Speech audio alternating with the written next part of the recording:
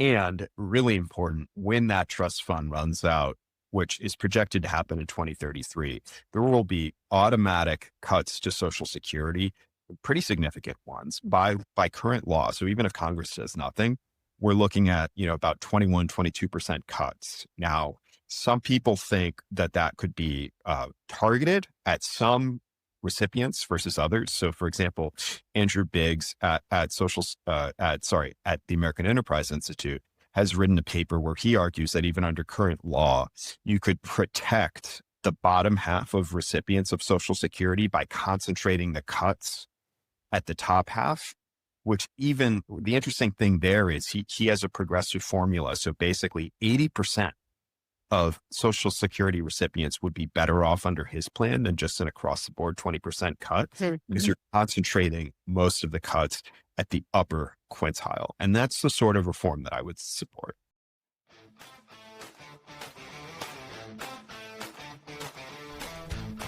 All right. I'm Laura Forcum, president of the Independent Center and a former marketing professor. I'm Lauren Hall, professor of political science and author of the Substack, The Radical Moderate's Guide to Life. This is We Made This Political, a podcast about making politics more about flourishing and less about power. We talk about living together in families, communities, and as citizens, drawing from our backgrounds in psychology and political science, and as parents.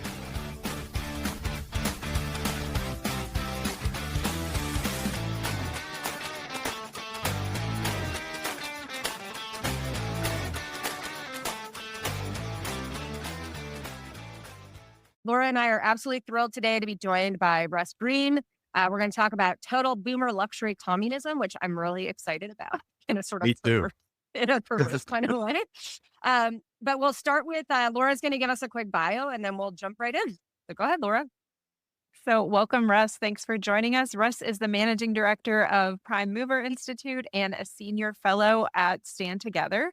And he's also the author of this article about total boomer luxury communism, which appeared under the heading Salvo on the outlet. And so I try to avoid like war and violence imagery when talking about politics, because I just feel like it's a mindset that's more combative than is really productive, especially right now.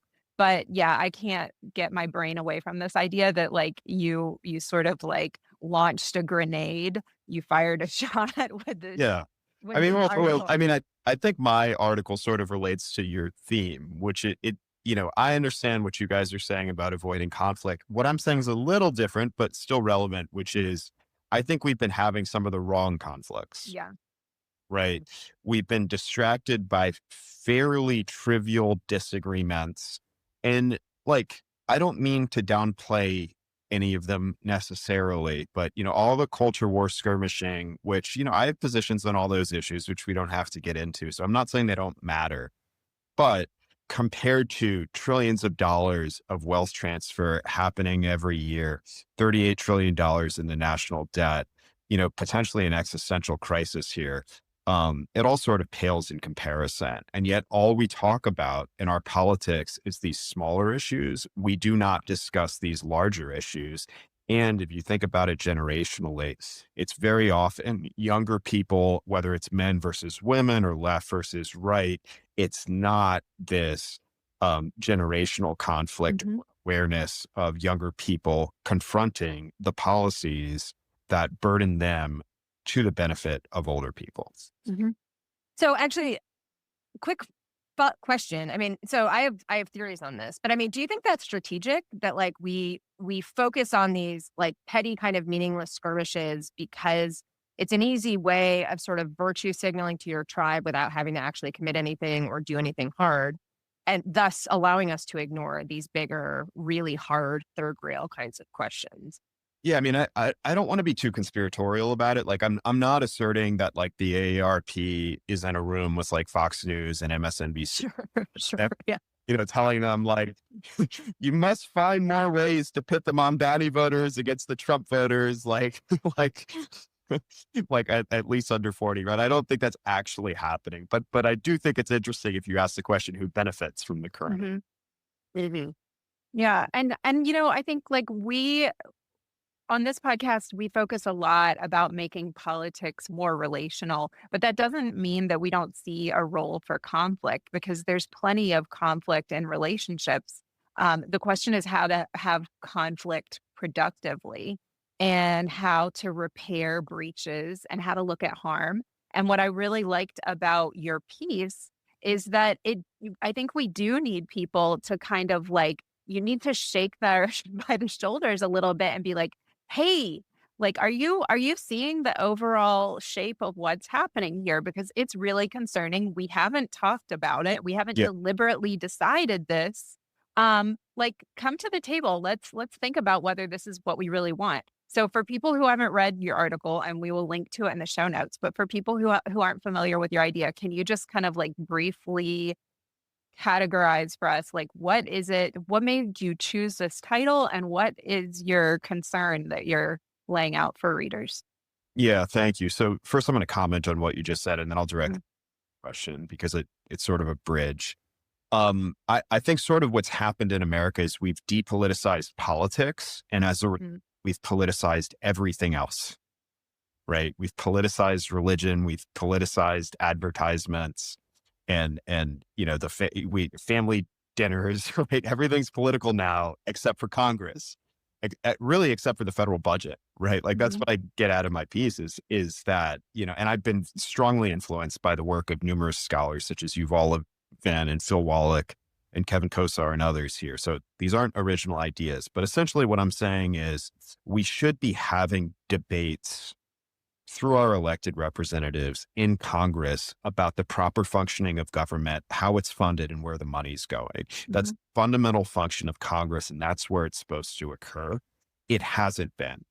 It's been depoliticized. That's also happened, by the way, sidebar, that's also happened in sort of the business of legislation through the administrative state. So you have a bunch of unelected officials in these executive branch agencies making policy instead of Congress. Similarly, Congress has sort of abdicated its legitimate authority to, its power of the purse, so to speak, um, over the federal budget because oh, 3/4 of the federal budget is not appropriated by Congress every year. It just goes on autopilot. And most of that is what I'm talking about in my piece, which is this total boomer luxury communism, which is these massive entitlement programs. They dwarf everything else that people talk about with in federal spending. Like everything that Doge supposedly was going to balance the budget cutting is a drop in the bucket compared to these programs. And I'm talking about Social Security and Medicare primarily.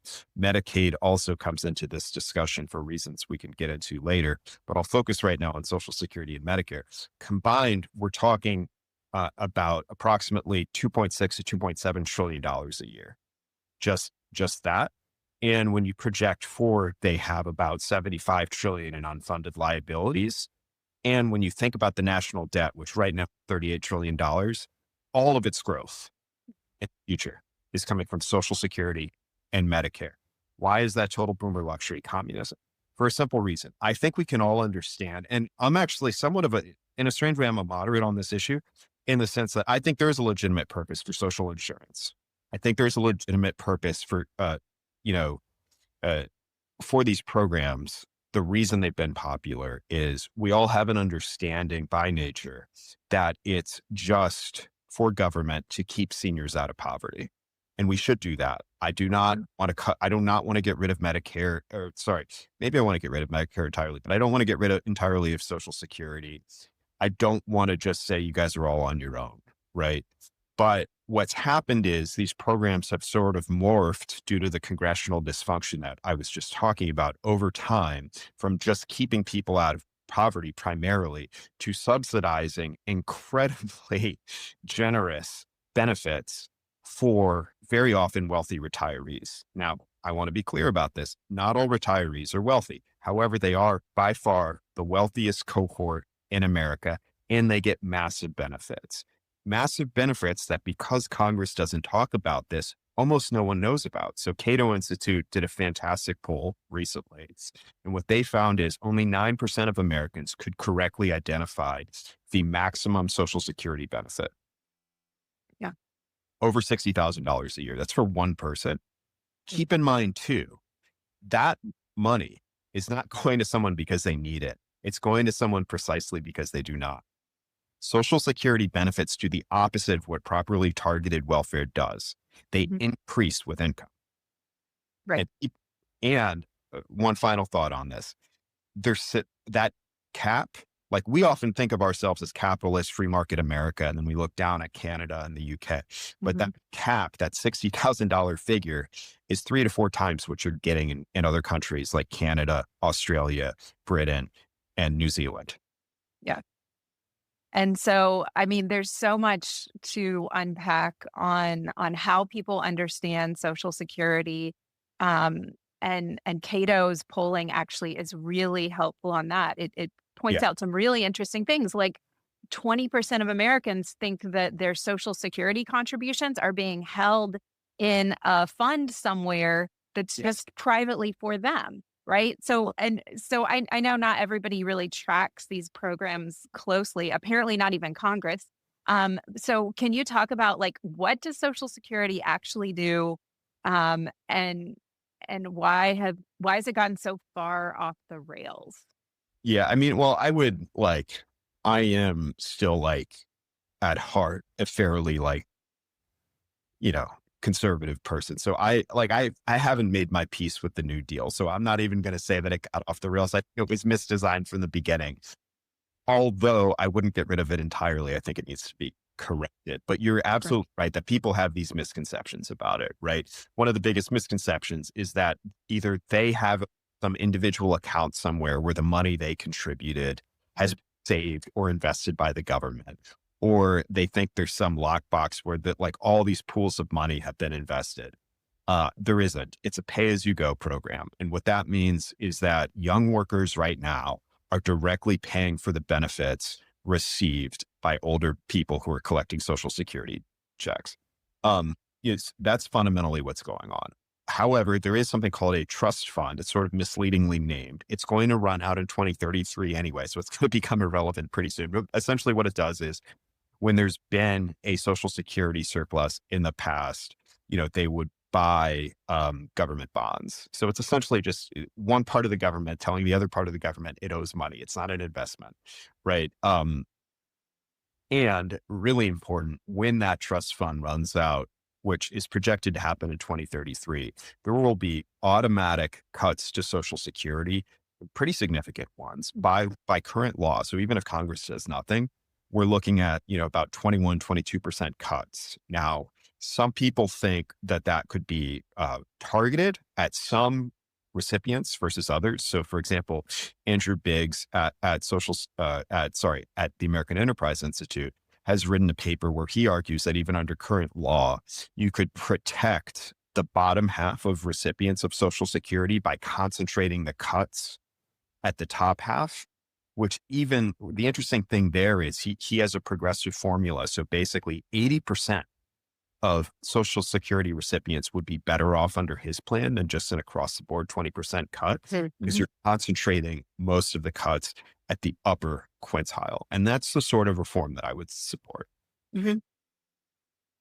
Well, I mean, this is something I've been struggling with a lot, which is that a lot of I do a lot of work on healthcare policy, and a lot of the work that to your point, so much of the sort of infrastructure um, of a lot of sort of what we think of as sort of welfare or entitlement programs really do just benefit the middle class. And in the case of Social Security, to your point, it benefits the upper class. And um, Bud made a comment in the chat where he said, those of us receiving Social Security paid into it for our entire working lives. Um, so there's one question for you Yeah. is how is that distribution actually working now? But I also wanted to just point out, I mean, I think my parents are a great example of this, right? They were civil servants their entire career. These are not like super wealthy people, right? They worked in state government. Um, uh, and yet my dad made really good investments. He worked hard, right? He saved money. But they're now in a position where they don't need, like, they are the perfect example of people who don't need Social Security, right? Right. And yet and they probably don't need Medicare either, right? Like if we had a better structured healthcare system, broadly speaking, we wouldn't need this kind of system. Um, And so I guess that's part of what I'm looking at is like, I look around and there's a number of people who did, as Bud pointed out, which is that they paid into the system, they worked hard, they did all this wonderful stuff. But at the end of the day, the question really has to come back to how do we allocate resources in a way that preserves those resources and, in my perspective, supports those who need it the most. And that is the inverse of what our current system is set up to do. But can you address the sort of like, we paid into it, therefore we. Yeah. Yes. So the people who paid taxes, and he's right. He has been, if he's been working, he's been contributing payroll taxes. He was promised that he would get that back. And to be clear, I'm not saying he should get $0, but I do think we can have a discussion about how much people should get based upon their lifetime income or their wealth. Mhm. I also want to emphasize something which you were sort of gesturing at, which is that this is not just a math problem. Right. We would be making a mistake if we thought about Social Security or Medicare strictly through the lens of solvency. Right. We don't Yeah. want to just figure out how we can throw more and more resources at broken systems. Yeah. And especially when you recall what I was, just mentioning about an international comparison here. Right. What if the highest earners who are almost, these are lifetime earners, they've maxed out their contributions, they're waiting to retire. What if instead of them getting like 3 or 4 times what they'd get in Canada, they only got 2 times? Mhm. What I'm suggesting, right? I'm not saying they should get 0, right? And the longer we wait to make reforms like that, Yeah. the more they're going to be borne by everyone else at a later date. So it's better to make it happen sooner. It will be more gradual and it will be more justly distributed. Yeah, absolutely. I think, you know, the I think there's an opportunity, especially right now, to have a conversation about entitlement reform, particularly because younger generations have, I include myself, like we have been told our entire lives, like there's no way Social Security will still be around by the time that you retire. So that money is just gone, right? So if you have Gen X, millennials, and Gen Alpha being told, forget it, you're never going to see that money back. I think they are particularly likely to want to come to the table because the alternative, it's all upside, right? It's only going to Yeah. get better if we Yeah. can address this problem now versus waiting to hit that mandatory 21-22% cut, or continuing to mortgage our future, which is the bigger concern I have. Like there's so many different lenses through which you can look at this, but one of them is this is a big shift of resources from young people's paychecks right now to older people, many of whom don't need this money. And that's stopping them from being able to afford houses or have a kid or make the decisions that are actually like economic drivers within our economy, right? Like Yeah, absolutely. we need them to have Yeah. money. Yeah. Yeah. And it's not like it's multi-layered. And that's something Mhm. to address in my piece, because I think everyone does understand that they're taxed now to pay government benefits. I'm trying to show them they're taxed now not primarily to pay government benefits to people genuinely in poverty, but primarily middle-class people, almost all of them seniors, right? But that's just step one, because these programs are also contributing to the national debt and an Mhm. extreme, as I mentioned earlier, almost all the increase in the national debt is coming from these programs. And what does that do? What does it do when, we're approaching World War II levels of debt? Well, economists say that when your debt to GDP ratio, so the amount of debt your government has compared to the size of the total economy, is above 80%, then that's a drag on growth. In other words, the amount of money that I'm going to earn the rest of my life due to the growth of the economy, right, is going to forever be less because of the amount of debt we've already accumulated, because we've already crossed that 80% threshold, and we're approaching 100, right? Mhm. So that's already happening. Then you have to ask what the economic effects of having that much debt are besides just slowed growth. You're also going to look at higher interest rates and more inflation, right? things are going to get more expensive and it's harder to get a loan. It's harder. Your mortgage on a house, as people are now experiencing, is going to be less affordable, right? Then there's another step, which is all that debt we're accumulating. We have to service that debt. We have to pay for it every year. That's interest payments on the debt. That's one of the largest and fastest growing segments of the federal budget. We literally spend more money on interest payments on our debt than, the entire military, right? Over dollars. So, and that's projected to massively as well. So taxes, then debt, then slow growth and less income for younger generations, and then even more taxes on the back end to pay for the senior benefits that we didn't fully pay for the first time. Mm-hmm. So in your article, I mean, and based on what you just laid out, you suggest that both major parties have essentially agreed to this regime, right? That transfers resources from the poor to the wealthy and the young to the old. How do you think we've gotten to this point? Like, what mechanisms, what failures do you pinpoint as being sort of crucial pieces to this problem? That's a difficult question, but I'll try to answer some of it.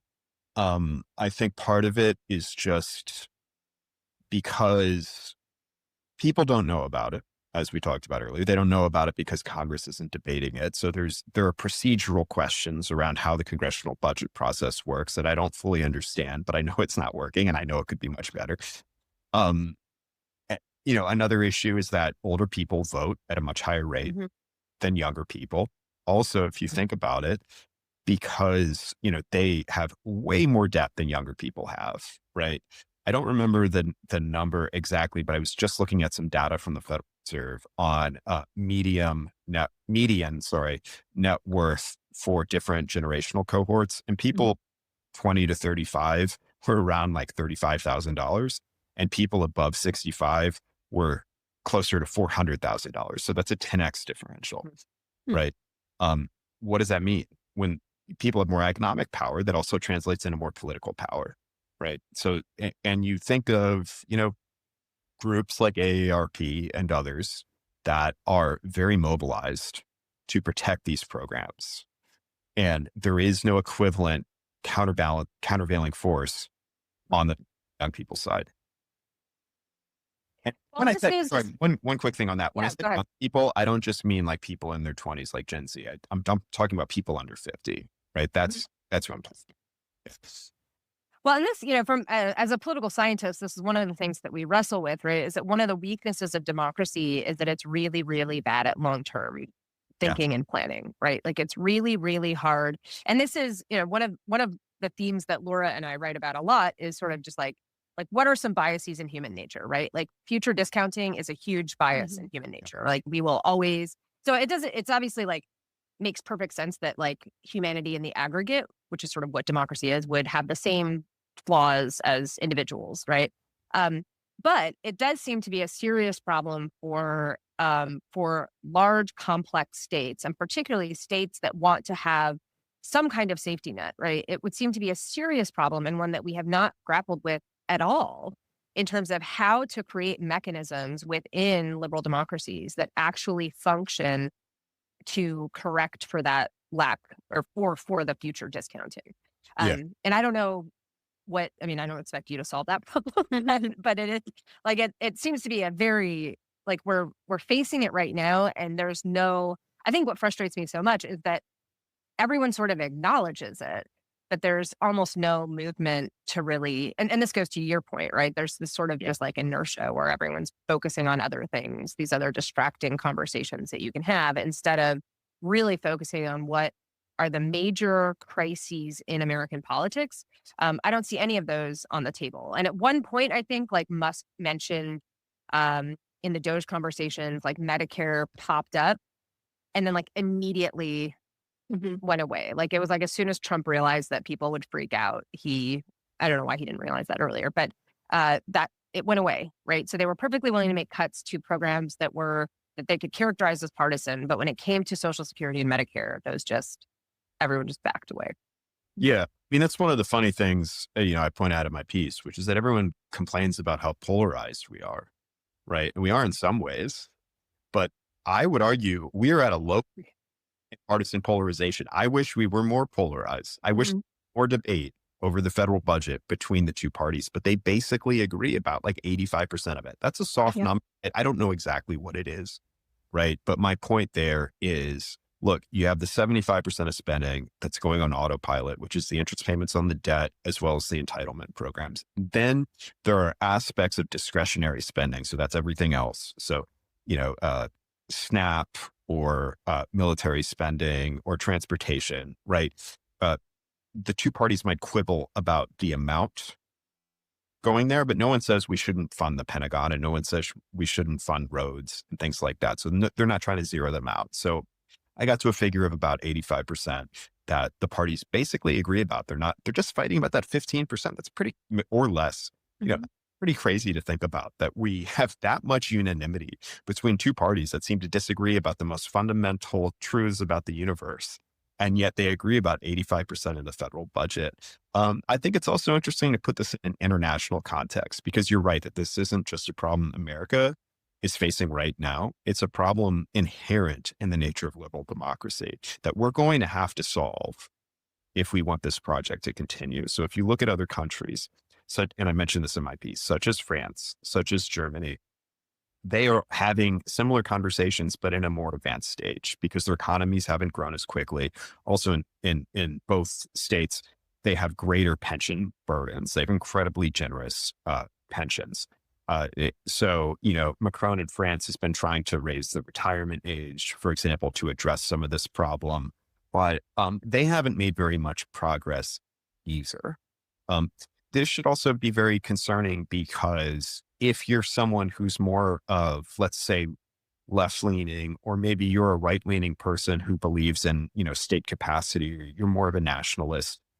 The thing I really try to tell people who are not libertarians is that even if you believe there's a large role for government, that's getting squeezed out by these programs, right? The percentage of military spending as a share of the economy is at a low point right now. It's been as high as 9 or 10% in the Cold War. Now it's around 3%, right? That's going to have to shrink as Medicare, Social Security, and Medicaid expand, right? That's true of whatever else you're interested in.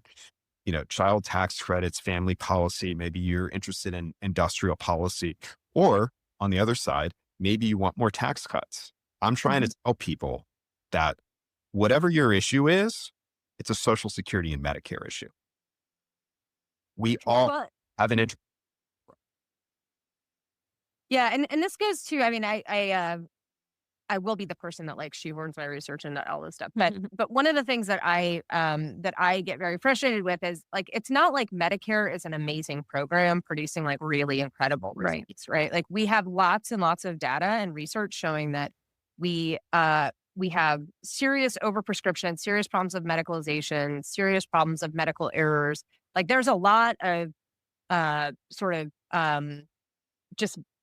have like a lot of bad outcomes for the amount of money that we spend on Medicare as a program. And so part of what happens then is that and so kind of like a layered effect, right? Like we're first of all, we're not having these conversations about the overall cost. But that also means that we're shielding these programs from actually thinking really deeply about whether they're doing the thing that we want them to do in the first place. So your point about like Social Security, is it actually helping vulnerable senior citizens? Not as much as it could, certainly, right? And maybe not even at all. Like I do think that there's people who their Social Security checks are so tiny because they've had a really complicated work history, often for reasons that have nothing to do with their, faults of their own. But on the Medicare side, like we have just so much information and data on the perverse incentives within the Medicare program and the really, really poor outcomes that we get from that system. And so even just ignoring this like bigger picture problem allows us to ignore the very structure of the system itself. And I think that's what irritates me as someone who spent a lot of time in healthcare policy. So anyway, No, that's absolutely true. And I don't remember the precise percentage, but the amount that someone's life expectancy or their health actually depends upon the healthcare system is a minority share, right? The primary contributors to health are what are kind of misleadingly called social determinants of health, I don't know Yeah. that phrasing, but basically what they're talking about is, do you have family? Do you have community? Do you sleep well? Do you avoid drugs and excessive drinking? Right? Do you exercise? Do you eat well? Those types of things. And I don't mean to diminish healthcare, right? Like for extreme situations, yes, absolutely. We need access to healthcare, maybe routine checkups as well, but it is not the determinant of health, right? There's Mhm. all these other factors, right? And we keep shoveling more and more money into this relatively minor contributor Right. to overall well-being, right? Yeah, as I'm sure you guys know, healthcare spending is like almost 1/5 of the entire economy. Much of that, Mhm. what's it, about 45, 50% of that is government. So, yeah, we're spending trillions putting the nation on a path to bankruptcy, and we're not really making people healthier. I mean, we need to have a conversation about that. Right, right. And the majority of that or a huge chunk of that goes to large centralized hospitals as Right. opposed to community clinics and places where people could actually, where you could support that huge chunk of the social determinants of health piece, right? That could keep people healthy and out of hospitals in the first place. So yeah. Mhm. I also think when it's really helpful to have these kind of like broad brush discussions about how programs are funded, what they're accomplishing, right? Because it's easy to sort of like get caught up in the minutia, but then we lose the opportunity to talk about like what are the larger streams of resources that are moving around and where would we optimally put them? Right. Um, and I think one of the other things that we're not talking about enough with Social Security is how it distorts people's saving behavior, right? Yes. And like how they think about the future. So like one thing that concerns me a lot is, if you are paying into Social Security and you die after you have a year or two of benefits, that money remains in the general pot, right? And like that doesn't go to your descendants. So people who can afford to save for the future and invest for the future, right? Like they have a legacy that they can leave to future generations that continues to grow, continues to benefit future generations. And the people who are dying early and who don't have money to save outside of what they've contributed to Social Security, those effectively what we're doing is transferring wealth for those people. And those are on average poor people who die earlier and don't Yes. have this additional savings vehicle. Mhm. So, you talk in your piece about this being a wealth transfer from young to old. And there's also a really significant dynamic there where there's a wealth transfer from the poor to the wealthy. Yeah. So my dad, who sort of fancies himself an amateur economist, but he's an MBA, so he's good with numbers. And I haven't verified this yet, but it seems about right, which is that the average life expectancy of a higher income person is about 15 years longer than it is for a lower. Mhm. So yes, that means not only are they accessing higher Social Security benefits, but for a much longer period of Right. time. Right. So yeah, that's actually an important nuance to this discussion. And it also addresses the public political science questions that you guys were raising earlier, because I don't think we need to take all baby boomers or seniors head on. Mhm. Our message should be that a minority of them need to get their benefits cut to protect programs for the bottom 75%. Mhm. So we're actually, because the alternative is across the board cuts for everyone. So in a very real way, people who support the programs that I'm talking about are actually advocating even for the interests of seniors better than groups like AARP are. Mhm.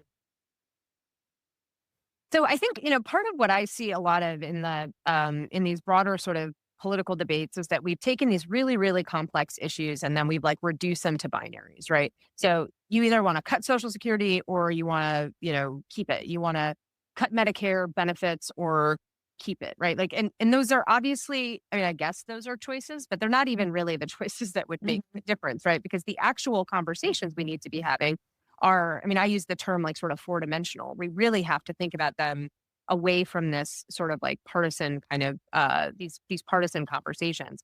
Um, but I guess one question I have is like what kinds of, Laura and I talk a lot about just like the perverse incentives within the political space, right? So whether you're talking about primaries, um, you're not going to make it through a primary if you're talking about reforming Social Security or Medicare, right? Like in either party.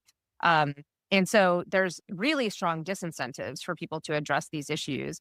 And there's really strong disincentives to address the complexity of the issue because, again, most voters just don't really know what's going on. Yeah. And so it doesn't seem, to your point about sort of the depoliticization of Congress, like, where can people be having these conversations, and how do we do it in a cross or nonpartisan way so that we can actually get into the details of what real reform could look like? Yeah. So I think this is a multi-step process. We're certainly doing it right now. But also, I think given how polarized we are on other issues besides this one as a country, I think that people with credibility in whatever tribe they're in need to start speaking up and advancing their interests. I think that has to happen first Mhm. prior to any sort of bridge building effort. I think oftentimes people try to jump to bipartisanship when they don't have true credibility within their partisan tribe. And that's not going to be effective, right? Mm. Bipartisanship has to be people with strong credibility with their particular tribe, reaching out to people on the other side and then finding some sort of compromise. Mhm. Right? We're seeing it happen with permitting reform, hopefully, God willing, right now in Congress. So like, I don't want to say it's impossible, but it's a multi-step process. I do believe though that as you said, it really just begins with people knowing that this is happening. So just writing about it, so I wrote my piece, Vero DeRugi, who's, I'm sure you guys know, is an excellent at the Mercatus Center. She did a piece following up on it, which is I think it's in the LA Times, but also in Spectator. Um, uh, Potentially more publications coming. I've done a bunch of podcasts, but it can't just be me talking about this. And frankly, it hasn't just been me talking about this, but it's mostly been people looking at it from a technical or quantitative lens. Another thing to learn how to do is how do we talk about these issues in a language that people understand that also puts justice and the common good first, as opposed to how do we just solve this math problem over here? Mhm. Yeah, so this is actually something I think we can make a real dent in, because I think this is one of the problems with sort of fiscal conservatism, broadly speaking, is that when we put things in terms of math, um, and just like it's about economic efficiency, you lose people real quick, right? Yeah. Because that's not a compelling argument other than for like the 5% of people out there who are math nerds, right? And this was my frustration with healthcare too, is that a lot of the conversations about healthcare policy are in terms of numbers, right? Like what percentage of GDP is healthcare eating, right? Well, nobody actually cares about that, right? That's not something Yeah. that like and the average American can digest or really should care about digesting. And so what really matters is that you put it in terms of moral failures. Like what are we losing with our current system? What kind of harms are we creating by allowing the system to continue? How is the current system regressive in deeply meaningful ways? Meaning, how does it harm the most vulnerable among us while helping people who already have the resources that they need? And so once you start framing it in those kinds of terms, I think you actually get to a point where you can get progressives, libertarians, and conservatives to start thinking in terms of similar kinds of at least value language, right? To your point about sort of like questions about justice. But when we talk about stuff in terms of like the GDP or just these economic arguments, and I do a lot of economic thinking in my own scholarship, but I always and part of this is just my own bias as a political theorist, but I always link it back to that question of why does economics matter, right? It matters because of the way that it has real impacts on the way that people live their lives, and it creates deep harm or not harm depending on how you structure these systems. So I love that that's something that you're looking at, right? Is like, Yeah. how do we reframe this outside of the math problem? Absolutely. But there's an ironic and humorous result to this, which is that when you start talking about, I'll even use the term social justice. I think the current system is socially unjust and we should have a more socially just system. Mhm. I don't define social justice in the same way that progressives do, but we can have a conversation about social justice. I don't think that that's anathema. But when I start talking about like the system isn't unjust or we need to cut benefits to the wealthiest among us, they have to make some sacrifices because we as a nation are facing some challenges. You know what how people respond to me? They Mm. say Marxist or a leftist. I'm literally talking about cutting government spending so that taxes stay lower over the long term. Mhm. But they interpret that because I'm using explicitly political language and asking the wealthy to bear some of the burden. They interpret that as Marxism, which is fascinating to me. That's honestly been the most interesting aspect of this. And as a corollary to that, there hasn't really been much of a correlation. I haven't measured this, but just in my personal subjective sense, hasn't been much of a correlation in the responses to my piece with political ideology. Mhm. I believe that.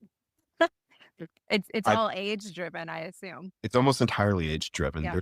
There's a Interesting. handful of baby boomers who either I know personally or they are economically educated and they agree with me. However, the vast majority of them, whether they're far left or far right, libertarian, conservative, progressive, whatever, they hate it. Mhm. They say I'm an entitled snowflake. By the way, I'm like about to turn 39. I've been working for 15 years. like, like I worked in the private sector for 10, right? Like, what are you talking about? But, also like, they complain about like how lazy we are. It's like like Yeah.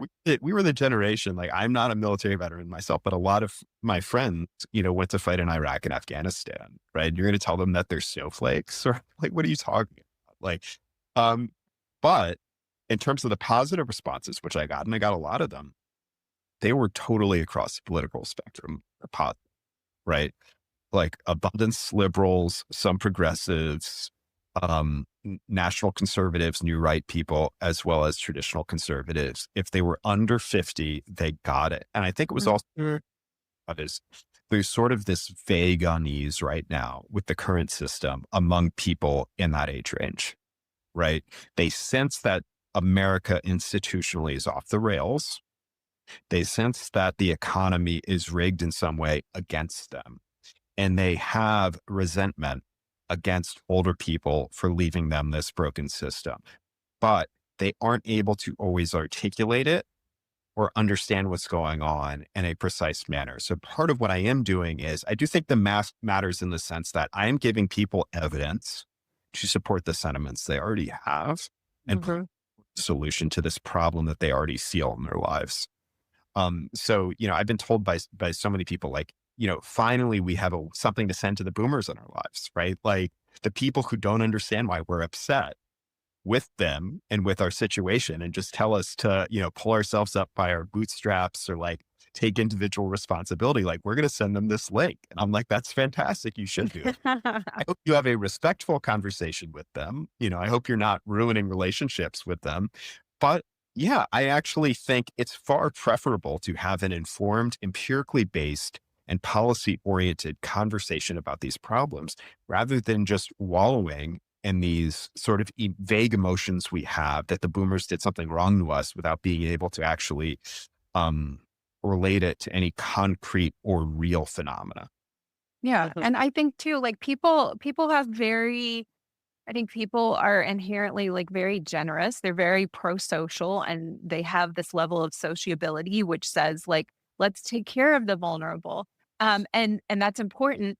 But like if we can't couple it with a fiscal reality Yeah. of like, okay, yes, I agree. It's important to like, I want to feed all of the hungry, starving puppies and kitties too, like talking to my kids, right? Like, that's great. Do you want to spend your money?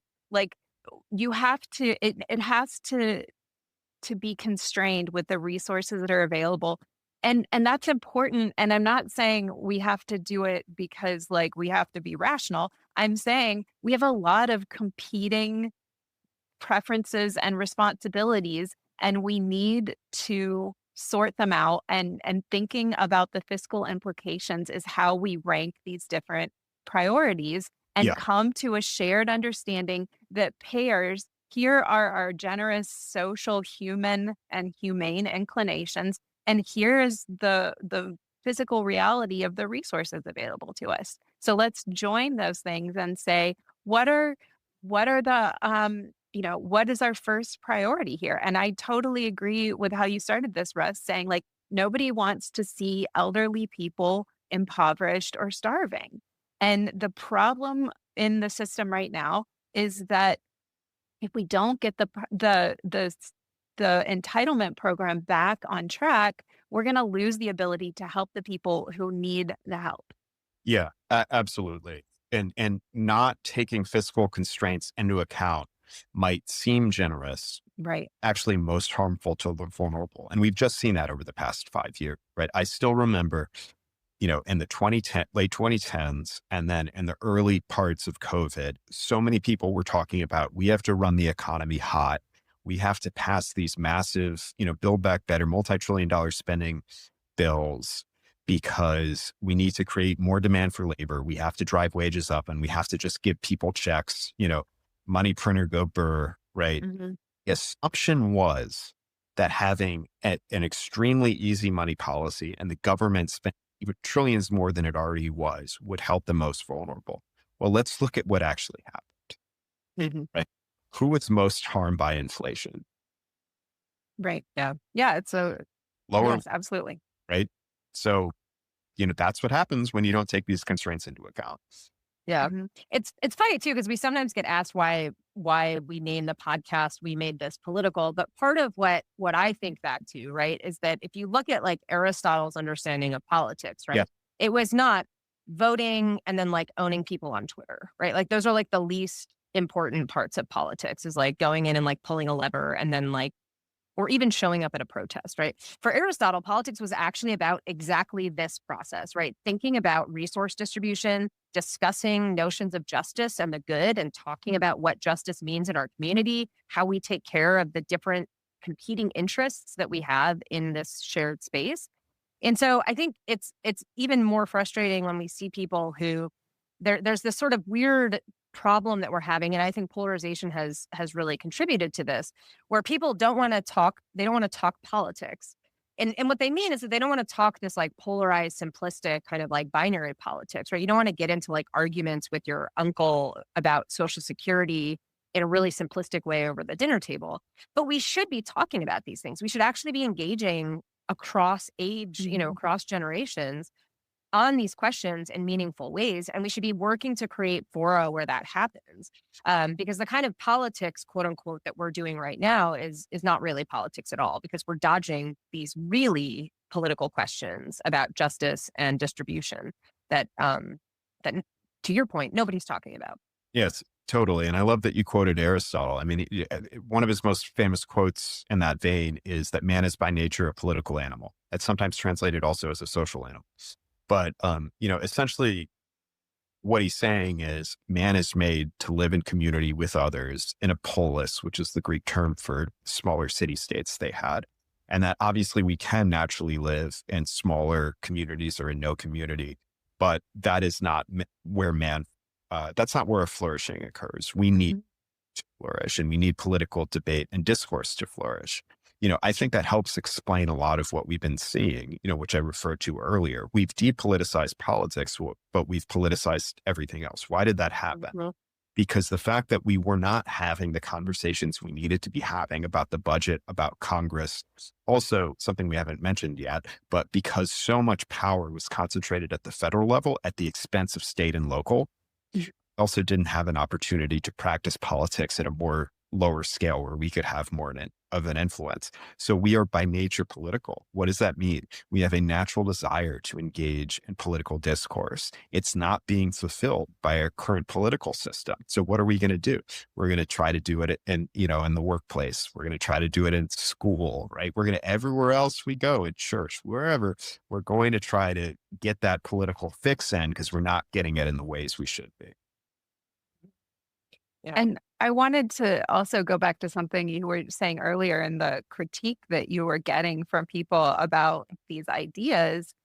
I think calling younger people entitled, right, for having questions about the overall profile of the system and how it's going to work and what our values are is is sort of like this uh, tendency that we all have to ignore the factors that have contributed to us having what we have right now, right? And say, well, I did it on my own. You also should do it on my own. and Yep. ignoring all of the things that went into baby boomers being the wealthiest generation of Americans.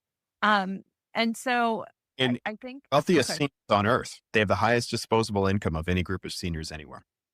Right. And so if we start to unpack those different factors and what created that, right? Like what kind of tax programs, um, home mortgage interest deductions, right? Like, I mean, just all of these programs that have been created that wealth, then I think we would actually get a picture of what kind of investments would make younger generations better off. We had a conversation about whether we should have a massive forgiveness of student loan debt, right? And the debate about that figured heavily around the idea of like, this is redistributionist, this is Marxist, this isn't accomplishing the aims that we have.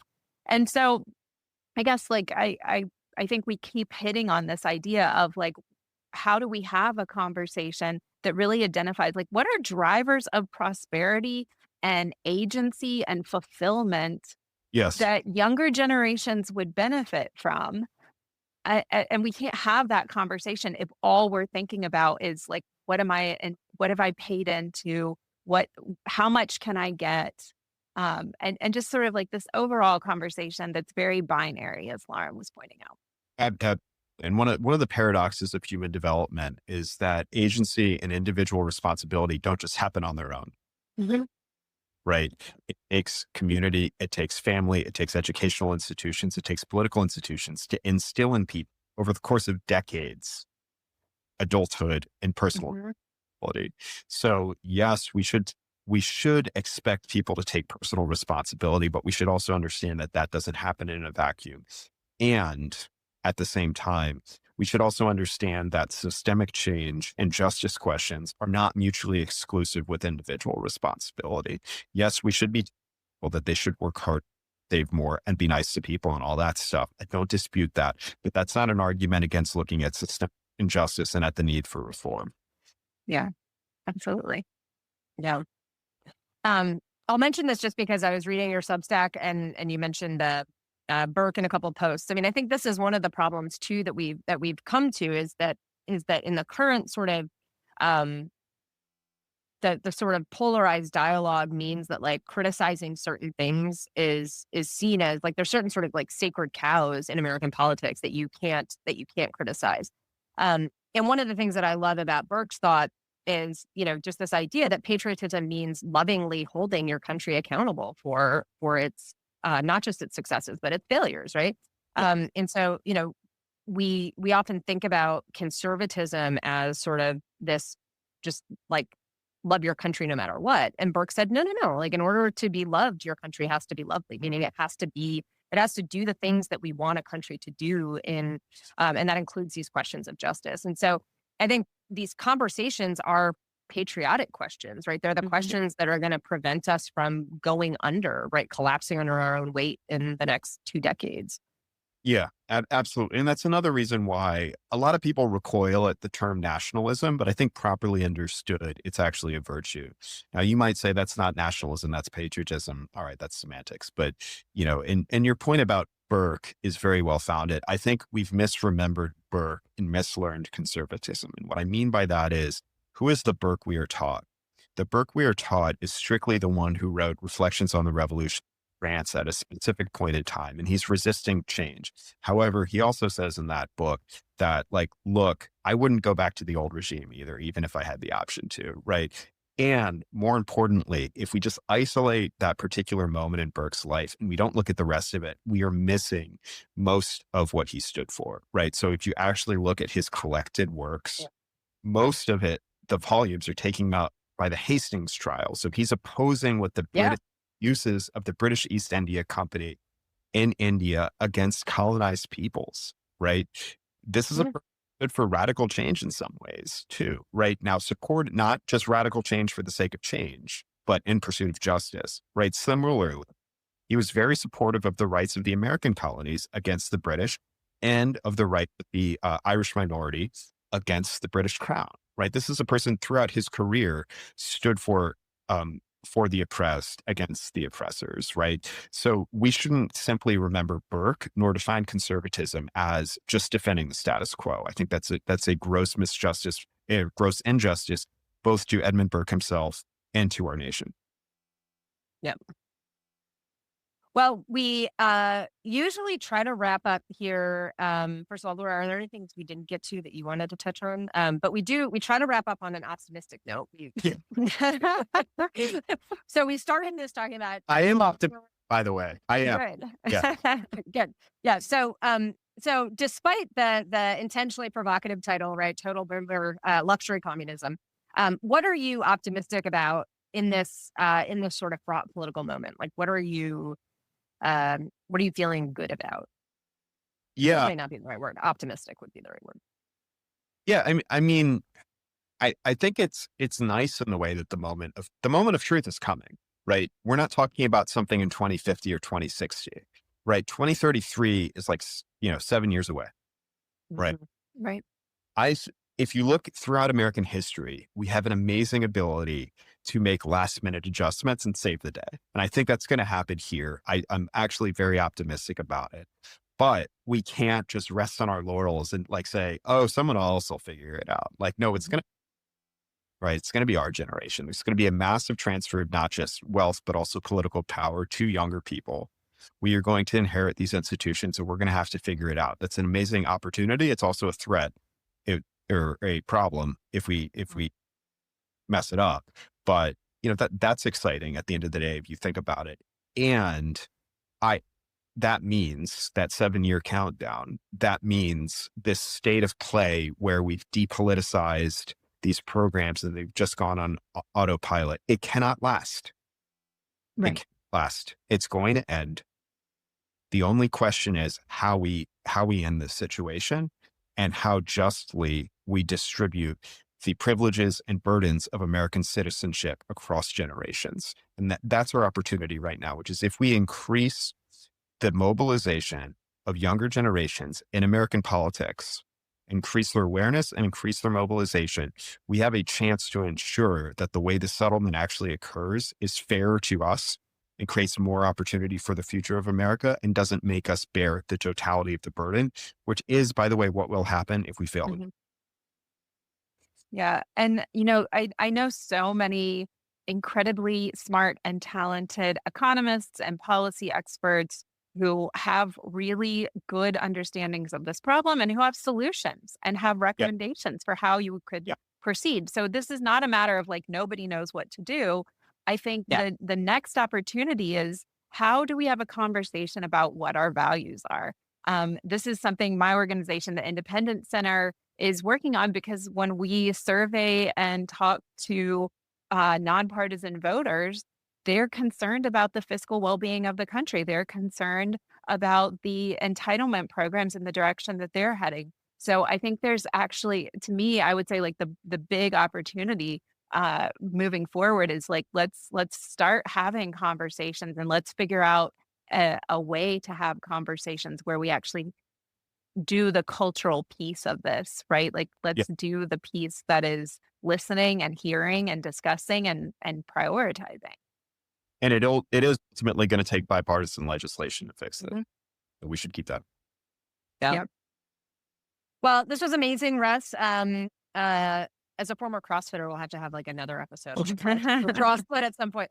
Because those are fascinating in and of themselves. Where can people find you? What are you working on? And where would you like people to locate your work? Yeah, thank you. So probably best place to find me is on Twitter or now X, Greene plus an E. So green like the color, the word plus, N-E. So A-N-E, Greene plus an E. Hopefully you put that in the show notes. Yes, we will. And then professionally, like the funny part about all this is I just entirely fell into total boomer luxury communism.